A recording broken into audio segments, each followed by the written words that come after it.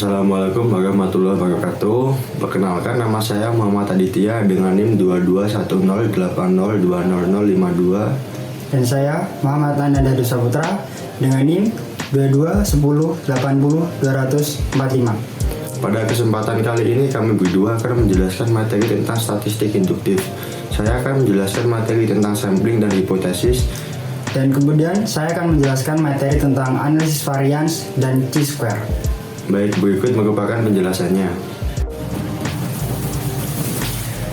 Materi selanjutnya merupakan analisis varians atau ANOVA. ANOVA merupakan analisis statistika yang digunakan untuk menguji perbedaan 3 atau lebih nilai rata-rata faktor tunggal maupun faktor ganda melalui perbandingan varians antar kelompok dan varian dalam kelompok. Uji ANOVA dapat diterapkan ketika data perlu bersifat eksperimental. Analisis varians digunakan jika tidak ada akses ke perangkat lunak statistik dan ANOVA harus dihitung dengan tangan. Mudah digunakan dan paling cocok untuk sampel kecil. ANOVA mengelompokkan perbedaan dengan membandingkan rata-rata masing-masing kelompok dan mencakup penyebaran varian ke berbagai sumber. Tujuan analisis varians. Tujuan analisis varians digunakan untuk membandingkan rata-rata antara 3 atau lebih kelompok yang berbeda. Tujuan utamanya yaitu untuk menentukan apakah terdapat perbedaan signifikan antara rata-rata kelompok tersebut. Dengan demikian, ANOVA membantu dalam mengidentifikasi faktor-faktor yang mungkin mengaruhi variabel tertentu. Misalnya, dalam konteks penelitian ilmiah, ANOVA dapat digunakan untuk menentukan apakah ada perbedaan signifikan dalam hasil pengobatan antara beberapa kelompok pasien yang berbeda. ANOVA merupakan suatu prosedur hipotesis yang membandingkan 3 atau lebih populasi untuk mengujinya. Yang pertama, kesamaan varians. Yang kedua, ada atau tidak adanya efek treatment. Yang ketiga, kesamaan rata-rata. Adapun asumsi dasar. Yang pertama, sampelnya random dan independen. Yang kedua, populasi distribusinya normal. Dan yang ketiga, populasi mempunyai varian yang sama. Dalam ANOVA, yang disebut faktor dalam variabel independen, variabel independen tersebut diukur dalam skala non-metrik atau kategorikal, sedangkan variabel dependennya diukur minimal dalam skala interval. Kategori yang telah diletakkan pada variabel independen atau faktor ini disebut level atau kondisi treatment. Selanjutnya ada ANOVA satu arah. ANOVA satu arah adalah metode statistik untuk menguji hipotesis H0, menyatakan bahwa tidak ada perbedaan signifikan antara rata-rata kelompok. Sementara hipotesis alternatif atau HA menyatakan bahwa setidaknya satu kelompok memiliki rata-rata yang berbeda secara signifikan. Pengujian terhadap beda lebih dari 2 kelompok dengan menggunakan satu perlakuan treatment. Uji analisis ragam satu arah selalu memiliki daerah penolakan atau rejection di sebelah kanan dari distribusi F.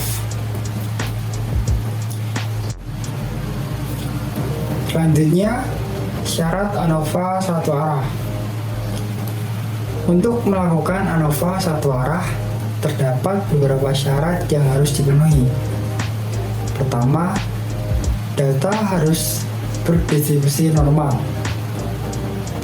yaitu data yang digunakan harus memiliki distribusi normal agar hasil analisisnya dapat diandalkan.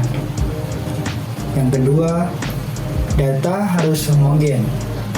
Varians data harus homogen untuk menghindari bias dalam analisis. Yang ketiga, data harus dipilih secara acak. Sampel yang digunakan harus dipilih secara acak untuk menghindari bias dalam analisis. Kemudian ada langkah-langkah ANOVA satu arah. Berikut adalah langkah-langkah yang dilakukan dalam ANOVA satu arah. Yang pertama, menghitung mean masing-masing kelompok. Mean masing-masing kelompok dihitung untuk mengetahui rata-rata nilai dari setiap kelompok. Yang kedua, menghitung varians masing-masing kelompok. Varians masing-masing kelompok dihitung untuk mengetahui seberapa besar perbedaan antara rata-rata nilai setiap kelompok. Yang ketiga, menghitung F statistik. F statistik ini dihitung untuk mengetahui apakah perbedaan antara rata-rata nilai setiap kelompok signifikan atau tidak. Yang keempat, menguji hipotesis. Hipotesis nol diuji untuk mengetahui apakah perbedaan antara rata-rata nilai setiap kelompok signifikan atau tidak. Kemudian, tujuan ANOVA satu arah.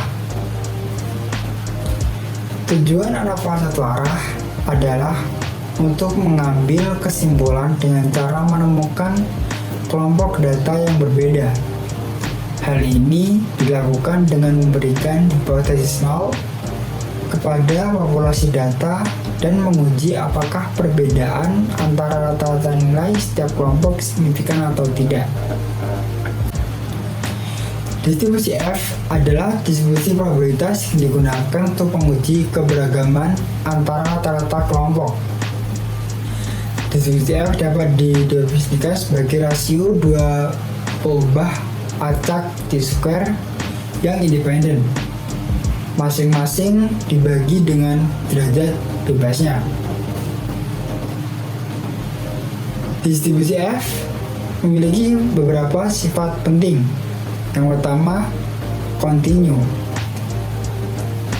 Distribusi F ini memiliki nilai yang kontinu, artinya nilainya dapat berada di antara 0 dan positif tak hingga. Yang kedua, tidak dapat bernilai negatif. Nilai terkecil dari F adalah 0, jadi tidak bernilai negatif. Yang C, atau yang ketiga, membentuk tidak simetris. Semakin besar jumlah derajat kebebasan pada pembilang dan penyebut distribusinya semakin mendekati distribusi normal. Yang keempat, asimtotik. Asimtotik ini semakin besar nilai X, kurva generasi F makin mendekati sumbu X, tapi tidak akan pernah menyentuhnya. Distribusi F memiliki aplikasi penting dalam analisis statistik, seperti analisis varians dan analisis regresi.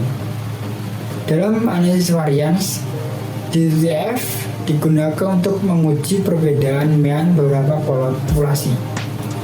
Dalam analisis regresi, distribusi F digunakan untuk menguji hubungan antara variabel independen dan dependen.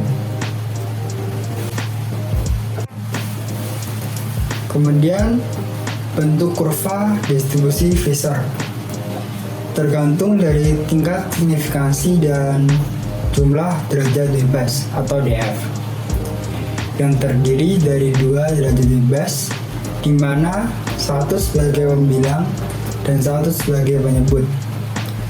Keduanya disebut sebagai parameter distribusi F.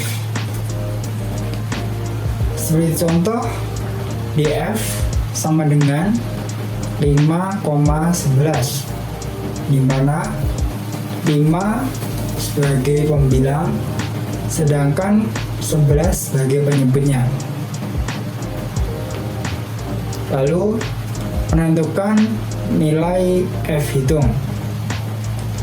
Seperti halnya yang di PPT, terdapat rumus